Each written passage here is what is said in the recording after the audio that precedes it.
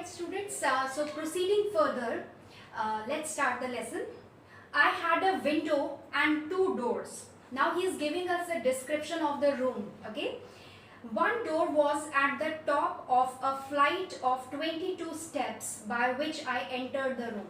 So he is telling us that first there were 22 stairs. Okay, after 22 steps the room was there. Okay, and another door opened onto the flat cemented roof of the building. Excuse me.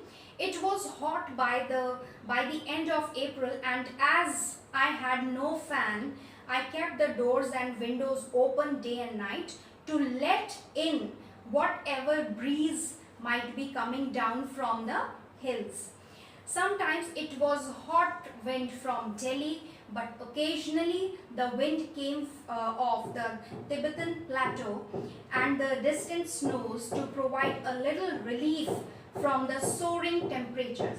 Now beta, please focus on the pronunciation of this word plateau. It is not plateau. How do we pronounce it? We pronounce it as plateau. Plateau. So it's plateau. Okay. So now he is giving us the description of the room, and of course because it was on the top floor, it used to get very hot in the month of April, during the month of April.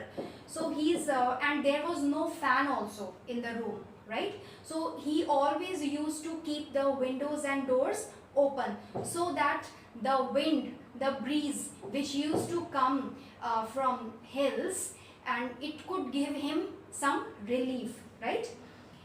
And with a soaring temperature, soaring means very high. Soaring temperatures, soaring temperature means when it gets very hot, high temperatures. Open doors and windows meant easy access for the birds and other small creatures.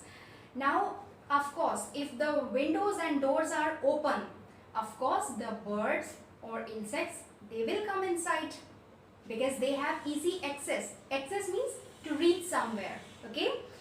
So a pair of noisy manas, one of them bald after a fight, was frequently in and out of the room, paying no attention to me as I sat at my desk or lay supine on my bed in West End shorts. So he said a pair of manas used to come there, and one of them was bald.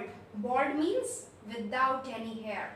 Okay, so he says it must be after a fight. Okay, and he says they used to come in and out. Beta, in and out means coming inside, going outside, coming inside, going outside. Okay, and when they used to come, they never used to pay attention to the writer, to Ruskin Bond, that he's sitting there. Okay, and sometimes he was sitting at his desk, and sometimes he was lying on his bed supine. Okay, now the word supine, supine means without any movement. Okay, motionless, right? So sparrows were resting in the little skylight, and I dared not open it for fear of knocking down their rather precarious abode. And sometimes the sparrows, they were sitting on the window panes, and Ruskin Bond says, I never dared to open it. Dare not here, beta, that is a model. Okay, model. Dare not means not to show courage.